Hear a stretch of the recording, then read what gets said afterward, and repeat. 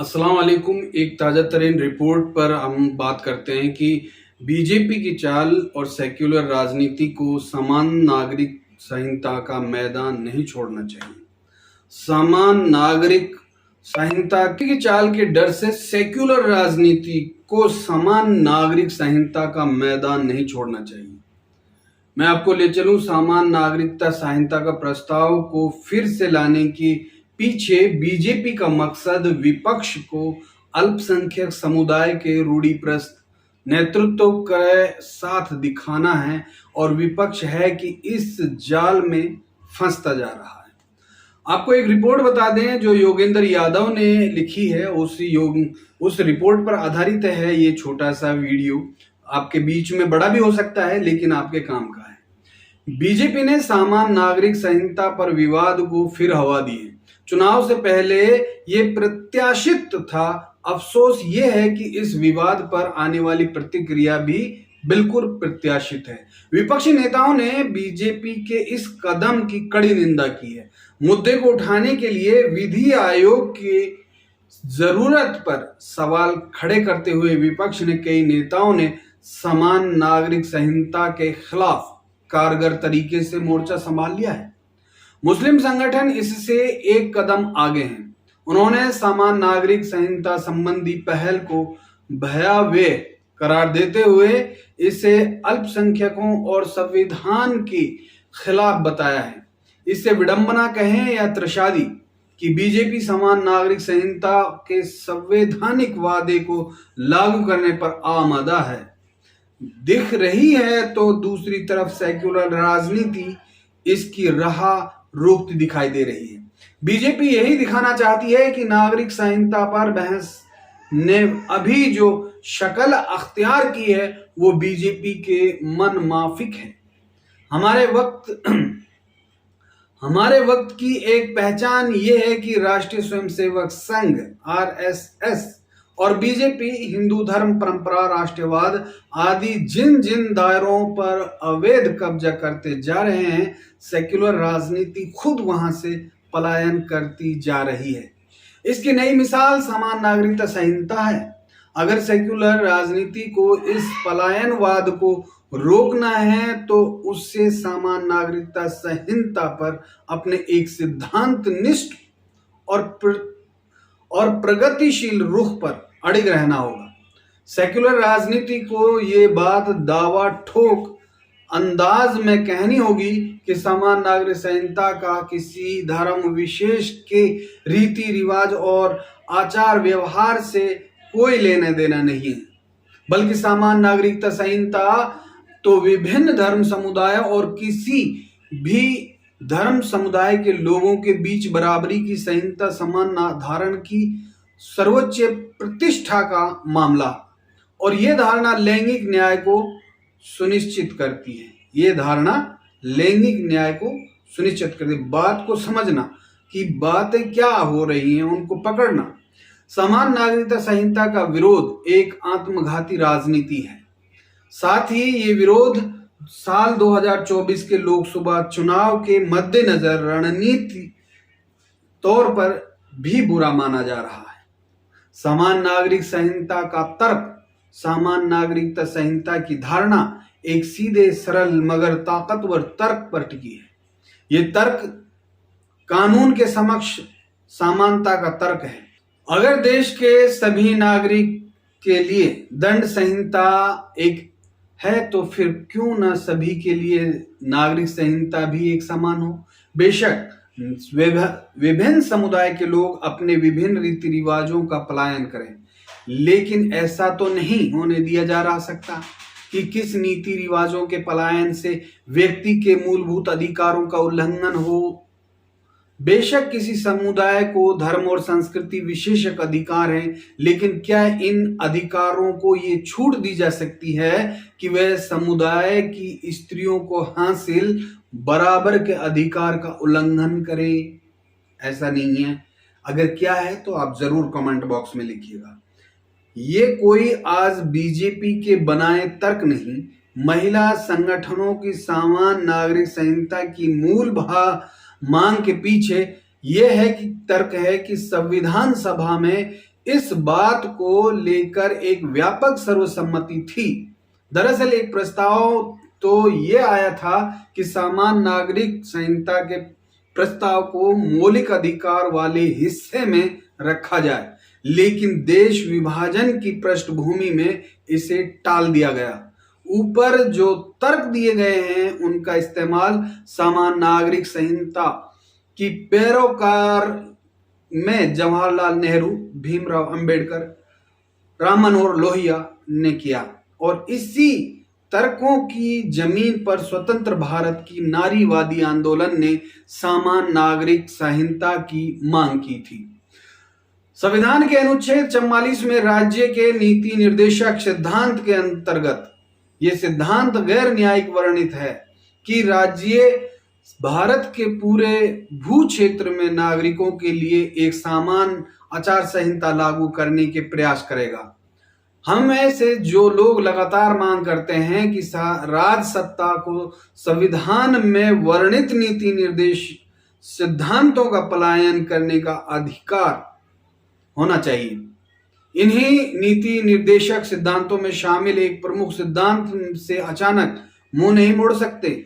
हम ये नहीं कह सकते कि संविधान को अंगीकार करने के 73 साल बाद भी देश अभी इसी विचारधारा पर अमल करने को तैयार नहीं हो सका। सवाल चिट्ठी के मजमून पर हो, लिफाफे पर नहीं। आम चुनाव से महज 10 माह पहले और मोदी सरकार के हाथों गठित विधि आयोग में पूरे विचार विमर्श से खारिज होने के 5 साल बाद अगर ये प्रस्ताव फिर से सामने लाया गया तो इसलिए कि अल्पसंख्यकों और खास तौर पर मुसलमानों के खिलाफ एक मोर्चा और खोला जा सके।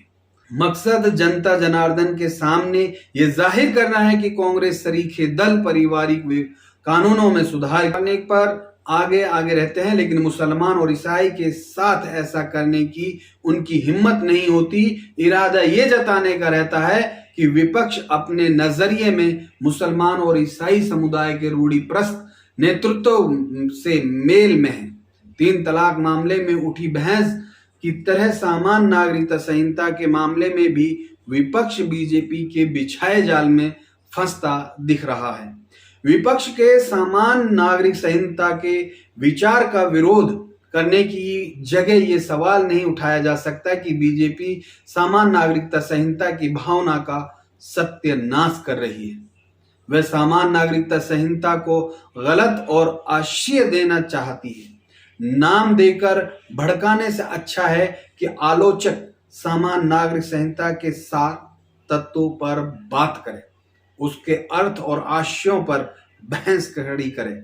इस मामले में विपक्ष नारीवाद आंदोलन के सिद्धांत निष्ठ और बारीक नजरिए से सबक ले सकता है। रूढ़िवादी धर्म सत्ता और बीजेपी नेताओं की सामान्य नागरिकता संहिता को अपने हित और नजरिए से परिभाषित करना चाहते हैं और नारीवाद आंदोलन बारीकी सिद्धांत समझ के सहारे इन दोनों ही कोशिशों के खिलाफ खड़ा हुआ है। साथ ही विपक्ष चाहे तो 21वीं विधि आयोग के विमर्श पत्र डिस्कशन पेपर पर भी मदद ले सकता है, जिसमें सामान्य नागरिकता संहिता विषयक बात अत्यंत विस्तार और स्पष्ट तर्कों के साथ दर्ज की गई है। बीजेपी सामान्य नागरिकता संहिता के छिछले शाब्दिक अर्थ के सहारे अपना खेल रच रही है। बीजेपी समरूप यूनिफॉर्म को इकहरा और एक रूप बता रही है। इस कुतर्क की रोशनी में सामान्य नागरिकता संहिता का अर्थ होगा कि एक नया कानून जो देश में अभी मौजूद तमाम पारिवारिक कानूनों की जगह लेगा और इस कानून में तमाम धर्म निरपेक्ष लोगों के लिए विवाह, तलाक, उत्तराधिकार तथा गोद लेने संबंधी प्रावधान एक जैसे होंगे। बीजेपी सामान्य नागरिकता संहिता का यही अर्थ भला ही रही है और बीजेपी के आलोचक सामान्य नागरिक संहिता के इसी अर्थ को सही मानकर सामान्य नागरिक संहिता का विरोध कर रहे हैं। लेकिन सामान्य नागरिकता संहिता एक ऐसा अर्थ करना तो संविधान के नीति निर्देशकों का कुपाठ पर कहलाएगा। सामान्य नागरिकता संहिता सही अर्थ देश के समाज सुधारकों के स्वप्न, संविधान निर्माता की मंशा और नारीवादी आंदोलनों की मांगों का तकाजा है। इस तकाजा है कि हम समान नागरिकता संहिता की बारीकियों से पाठ करें और इसमें जो समान शब्द आया है उसके अर्थ पर गहराई से गौर करें। किसी संहिता के समान होने का अर्थ ये कतई नहीं है कि उसे सबके लिए एक रूप और एक रंग होना चाहिए। ऐसी संहिता समान सिद्धांतों पर आधारित हो सकती है, साथ ही उसमें रंग रूप का विधिक भी हो सकता है। ये बहुत कुछ क्लाइमेट जस्टिस, पारिस्थितिकी न्याय के वार्ताओं की तरह है, जिसमें सिद्धांत तो समान होते हैं लेकिन अलग अलग देशों के लिए जिम्मेदारियों का स्वरूप अलग अलग होता है, जिसे कॉमन बट डिफिशिएंट रिस्पॉन्सिबिलिटी का सिद्धांत कहा जाता है। इस तर्क पर सोचें तो समान नागरिकता संहिता में समान का अर्थ होगा सभी नागरिक और सामाजिक समुदायों के लिए एक रूप संवैधानिक गतिविधियों को अमल लाना। किसी भी समुदाय से संबंधित पारिवारिक कानूनों को इस बात की इजाजत नहीं होगी कि वे सामान्य नागरिकता के अधिकार, भेदभाव विरुद्ध अधिकार तथा लैंगिक न्याय की धारणा का उल्लंघन करे। जो कोई रीति रिवाज का या पारिवारिक कानून इन सिद्धांतों का उल्लंघन में है, उन्हें खत्म के लिए मुस्लिम समुदाय में शादी निकाह नामे पर आधारित एक अनुबंध होती है, जो सामान्य नागरिकता संहिता के लिए जरूरी नहीं कि मुस्लिम समुदाय अपनी इस प्रथा का त्याग कर दे या फिर हिंदू समुदाय इस प्रथा को अपना ले। अलग अलग समुदाय अपने अलग अलग रीति रिवाज का पालन कर सकते हैं और कई बार विवाह, तलाक, गोद लेने तथा उत्तराधिकार संबंधी ये रीति रिवाज एक दूसरे के विपरीत भी हो सकते हैं, लेकिन शर्त यही है कि ऐसे रीति रिवाज संविधान सम्मत सिद्धांत समुच्चय का उल्लंघन न करते हों। बड़ी बात है, आप समझिएगा इस बात को, और आगे बहुत बड़ी बात कहने जा रहे हैं। आप बने रहिए, इस वीडियो को पूरा वीडियो देखिए। ऐसा नहीं है कि सामान्य नागरिक संहिता कानून के जोर से लोगों के बर्ताव में एक ही दिन में दाखिल हो जाएं और जो कुछ पीछे से चला आ रहा है वह सब तत्काल ही खत्म हो जाए। इस नजरिए से देखें तो सामान्य नागरिकता संहिता को अमल में लाने के लिए 3 दूरगामी विधायी परिवर्तन करने होंगे। पहली बात यह है कि 21वीं विधि आयोग के सुझावों की रोशनी में मौजूदा पर्सनल लॉ में व्यापक सुधार करने होंगे। इसमें यह भी शामिल है कि मुसलमानों में जब जारी और कानूनी तौर पर माननीय बहुविवाह के चलन पर अंकुश लगे, उसे हतोत्साहित किया जाए और साथ ही महिलाओं के हितों की रक्षा के प्रावधान किए जाएं। इसका एक अर्थ यह भी हुआ कि हिंदू और अन्य समुदायों के कानून के तौर पर अमान्य लेकिन व्यवहार में जब तक दिखाई पड़ने वाले बहुविवाह के चलने पर अंकुश लगे, ईसाइयों में तलाक तथा गोद लेने संबंधी प्रथाओं को सरल बनाया जाए तथा विशेष विवाह अधिनियम के तहत जरूरी करार दिए जाएं। बहुसंख्यक तथा अल्पसंख्यक समुदाय के रूढ़िप्रस्त तत्व इन परिवर्तनों का विरोध कर सकते हैं, लेकिन सेक्युलर राजनीति को ऐसा करने की परवाह नहीं करनी चाहिए। दूसरी विधायी बदलाव से यह होगा कि विभिन्न समुदायों में जो रीति रिवाज और प्रथा प्रचलित होने के बावजूद अभी तक कानूनी के दायरे में ये नहीं हो पाए और संहिताबद्ध किया जाए।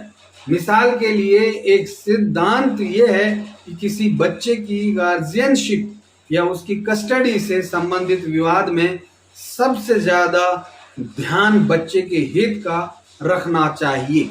इस सिद्धांत को कानून की जगह दी। तीसरी बात यह है कि मौजूद विशेष विवाह अधिनियम के दायरे में विस्तार होना चाहिए ताकि जो नागरिक संहिता किसी समुदाय विशेष के पारिवारिक कारणों से बंद नहीं करना चाहिए, उनके लिए सामान्य नागरिकता संहिता तैयार की जा सके। ऐसी संहिता को एक रूप गोवा में प्रचलित है और गोवा के तमाम नागरिकों पर लागू भी है, चाहे वे किसी भी धर्म समुदाय के हों। बाबा साहेब आम्बेडकर ने इसी तर्ज पर स्वैच्छिक आचार संहिता की भी बात की थी। बीजेपी ने इन दायरों का अवैध कब्जा जमाया है। सेक्युलर राजनीति लंबे समय से उन दायरों को छोड़ती जा रही है। ये आत्मघाती राजनीति है और सेक्युलर राजनीति के लिए समान नागरिक संहिता ऐसी आत्मघाती राजनीति बीजेपी की बनाई कहानी में फंसकर अल्पसंख्यक समुदाय के रूढ़िप्रस्त